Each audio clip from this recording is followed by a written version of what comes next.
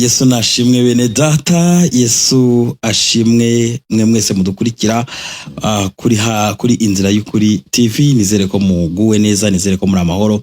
Munyemerere nakire Pio Safari kugira ngo twongere tuganire kuri byinshi bikomeje kuba, ariko none uyu munsi turagaruka ku muryango nkuko ejo twe twatangiye. Claude umeze ute Pio? Meze neza. Sinze mpamvu mwise Claude. Na Claude nawe kubera ko duhorana kenshi buriya kandi nakare twari turi kumwe. Yego.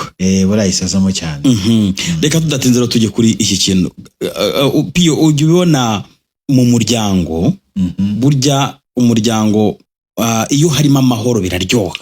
Abimeze neza, amahoro, umutekano, ibiki mbega ngo hari amahoro n'umutekano ngo Imana ibihari. Ariko ndagira ngo uyu munsi ugire inama abantu ufite experience mu rugo Pio.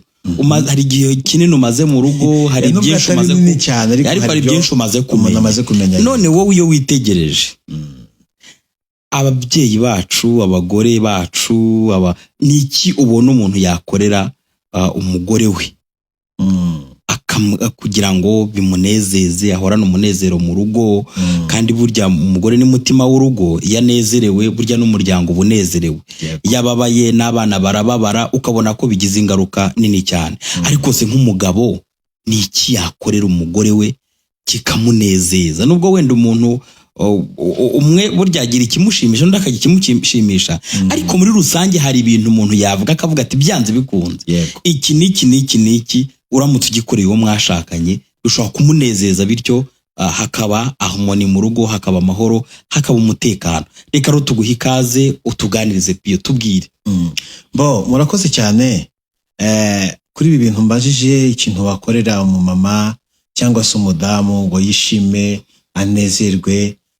Ni byinshi, hari byinshi, ariko turaza kuvugamo muri byinshi, tavugamo bikeya, tavugamo nka bitatu ushobora gukora umudamu akabona ko byanga bikunda uri kumwe nawe mu buzima. Akabona ko utamwikinga, ntambereka. Hari ikintu cyitwa kumwereka urukundo no kumuba hafi buri munsi. Icyo ni cyambere. Kumwereka urukundo no kumwitaho buri munsi. Kumwereka urukundo no kumwitaho harimo utuntu twinshi tugiye turimo aho ngaho, ku buryo aje avuga ati wow, umutware wanjye byanga bikunda arankunda. Ugomba kumwereka urukundo, ukamuganiriza, ukamubwira neza amagambo meza. Icyo no kumuba hafi, uri kumwereka yuko umwitayeho. Mu gitondo arabyutse, uramushuhuje, uramuganirije, mubwiye neza uti mukunzi waramutse ute, umeze ute. Hari abantu benshi ibyo ngibyo batabikozwa. Ariko iki kintu abantu ntibakitaho, umugabo wese ntakitaho. Kwereka urukundo umugore we, akamwitaho buri munsi, umugore azatuza. Kumwereka urukundo. Yego. Ndumva nshaka kumenya uburyo umuntu yakereka umugore urukundo.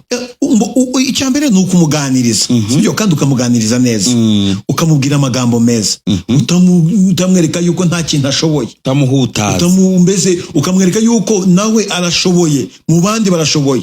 Kandi ukagerageza kumwumva. Hari igihe ashaka kuba afite ikintu runaka ashaka kukubwira, ariko wowe kubera ko nyine uri umugabo, nyine urumva ko ugomba kujya gushaka amafaranga, ugomba kujya mu kazi, ugahita wumva udashaka kumwumva. Muha akanya umwumve mu bibazo afite. Buriya umugore iyo umwumva mu kibazo afite, buriya umugore yajya kubwira ijambo nawe ukavuga iri jambo nturimbwiye, uritegereje ukagira ngo ni umwana uri kubaje ikibazo, kandi akikubaje nyine ari seri. Wimwereka yuko icyo kintu ntacyo uzi. Nawe gerageza kujyana, ugire umutima wumva, ubashe kumwumva neza, kugira ngo nawe abe atuje. Uriya urimo kumuganiriza ukamuha agaciro, mbese akabona ko umuhaye agaciro ibyo urimo kumuganiriza, umugore byanga bikunda aratuza. Yavuga ikintu ukagiha agaciro, kandi ukanabimwereka, nawe ukabimwereka. Umugore rwose aratekana, akagubwa neza. Umugore akunda umuntu umukunda. Umugore akunda umuntu umukunda. Buriya ntabwo udakunda umuntu ntiwamutega amatwi. Buriya umugore akunda kumwumva, ukamutega amatwi. Icyo kintu nugikora, umugabo wese udukurikiye nakora icyo kintu, agatega umugore amatwi, umugore azatuza n'ibibazo runaka bikunda kuba mu ngo, imijugujugu n'ibiki, iyo abantu bicara bakaganira ibyo ntabwo bikunda kubaho. Ikindi kintu nakubwira umugore akunda kumwubaha no kumuha agaciro kabisa. Icyo kintu umugore aragikunda cyane. Mwubahe, ukamwubaha ukamuha agaciro, mbese akabona ko ibyo arimo gukora bifitiye umumaro urugo, akabona yuko nta mbereka umwerekana, akabona ko utarimo kumutesha agaciro imbere y'abandi. Mu buzima umugore ugomba kumwereka urukundo, utamutesha agaciro, yaba ari nko mu bandi cyangwa uri nko mu bandi, yakakuvugishwa ngo reka genda ngo bugiye hariya. Ariko ngo n'abagore ngo nuko mwabaye, uraza ngo kuba ubimbwira ngo ibyo biriya bituma babara, kuko ari mu bandi. Arashaka nawe umwereke ko afite ijambo, umwereke agaciro, nawe umwereke ko afite ijambo. Ibyo bintu umugabo udukurikiye nabikora, umugore azarushaho kunezerwa, mu rugo rwanyu ruzaba rwiza. Kandi ikindi ukagerageza uburyo, usana kugira ngo iki, ukagerageza uburyo ibitekerezo byose by'umuryango utabigira ibyawe. Mu byemezo ufata mu rugo nawe akaba abifitemo uruhare kabisa. Aho rwose umuhaye agaciro. Umudamu ashaka mbese umuha umwanya, ibintu byose ugiye gufata mu rugo, gutekereza mu rugo, ibyemezo by'umuryango, muhemu umwanya, nawe muhemu umwanya. Nubwo ngo ni ibintu byinshi umuntu yavuga, ariko muri bike turi buvugemo no guha umwanya umugore mu byemezo by'urugo. Nicyo nacyo n'ikindi. Yego. Kandi kizabasha gutuma urugo rwanyu rubaho neza, mutunganirwe, hatavutsemo ikintu cyitwa inkomyi mu muryango wawe. Kandi ukemera ibitekerezo bye. Yego. Ukabyemera, noneho ukabikubwira, nawe ukabijajinga nk'umuntu mukuru, ukavuga ati wawe, niba hari ikigendereye gutegurwa mu muryango, ese twakora dute? Hari iminsi mikuru iri gutegurwa, iminsi mikuru tuzayitegura dute? Ese tuzisevinga gute? Tuzabika gute ibyo dukeneye? Ni iki tuzakora muri ubu buzima bwo muri iyi minsi, dore ko ni iminsi noneho iri kwirukanka cyane igoye. Arya deposhe yacu tuzayicunga gute? Amakonte yacu turi buyacunge gute? Niba ukora undi wadakora, ese nimubashe kuganira, muhuze ibitekerezo. Hari igihe rero umwe abakora undi adakora, ibyo ngibyo bigatera ikibazo. Ugasanga we mugabo, umugore akubwira ati nkorera iki, uti wapi, hari wamutesheje agaciro. Nawe ntabwo afite agaciro, urumva mbese muri we afite complex, muri we akumva nta cyizere yifitiye. Icyo gihe niyageze mu bana, wenda akabona hari abagabo bakunda kugera mu bana bakita ku bana cyane gusumbya nyina wababyaye. Buriya njyewe mbona ufite agaciro kambere ni mama w'abana. Mama w'abana niwe ufite agaciro, kuko niyo waguhaye abo bana. Yego. Niwe mwababyaranye, mwarafatanije murera. Imana inyuzamo umuyoboro wayo muri mwembi, kuko uri wenyine ntabwo byari kubyakunda. Icyo kintu rero nacyo, icyubahiro gituma umugore yumva afite umwanya ukomeye mu rugo. Icyubahiro buriya gituma umugore yumva afite umwanya ukomeye mu muryango we, muri famiye ye, akavuga ati uko biri kose. Ikindi, umugabo agakunda na famiye y'umugore, akagerageza kwereka umugore ko abumva. Hari abantu benshi badakunda amafamiye, umwe y'uyu ntayikunde. Ibyo rero, cyangwa umugabo agakunda ab'iwabo gusa, haza abo umugore ukabona agize ikibazo, ukabona afite agashiha muri we, kumva mbese aravugana uburakari.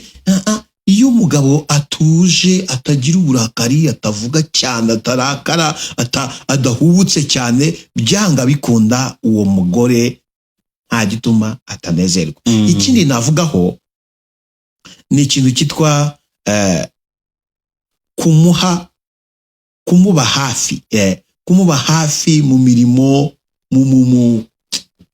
mu bikorwa kugira ngo umugore atabona ko ari wenyine, sibyo? ngo ntiwaba ubaye inganzwa oya ntabwo ari ukuba inganzwa, kandi iki kintu abagabo ntibakunda kugikora.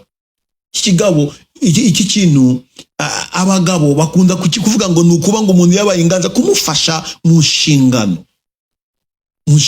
Izihe nshingano Piyo? Uriya mu rugo haba inshingano nyinshi.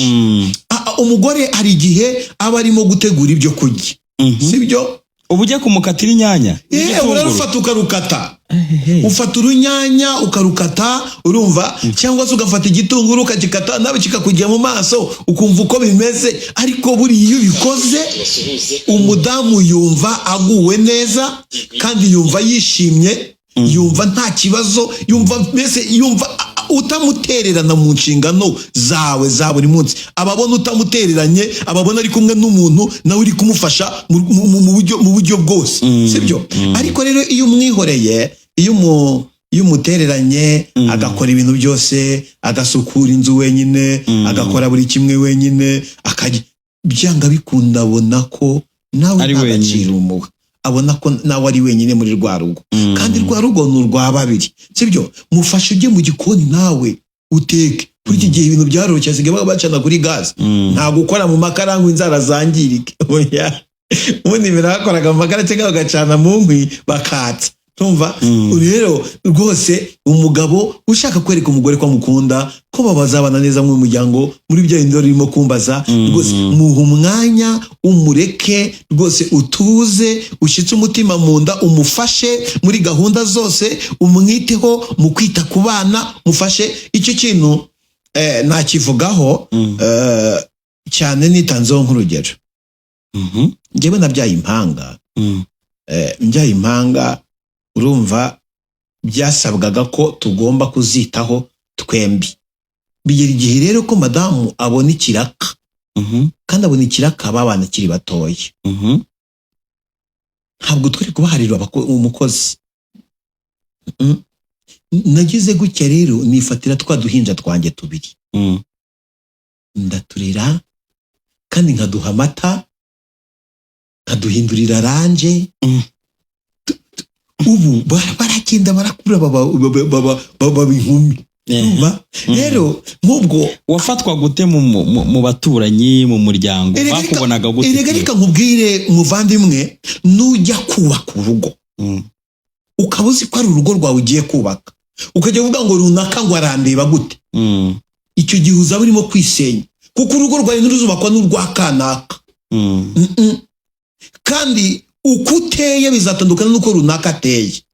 Ukwiriye rero kuba umuntu wowe ubwawe wiyubaka, aho kugira ngo ujye kugira ngo abantu ngo batansuzugura, ngo bajye uri ugusuzugura nabi, ugusuzugurira mu rugo rwawe.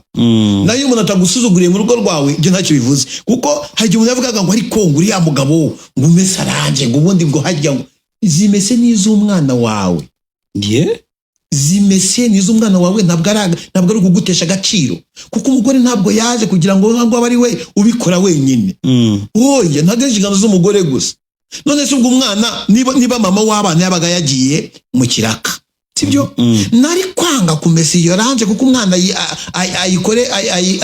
ayigiriyemo, kugira ngo byibuze nerekane yuko ari bwo mbaye umugabo. Hari no kubita umugore we urushyi kugira ngo yereke abandi yuko ari umugabo. Oya, biriya ni ukumutesha agaciro. Nibyo bya byindi twavuze, nta gaciro uba umuhaye, nta gaciro uba uhaye umugore, uba umweretse yuko ari wowe nyine kingi, kandi ntabwo ari byiza. Uri urugo rwiza ni urugo rw'abantu baganira, bagasabana. Iyo umugabo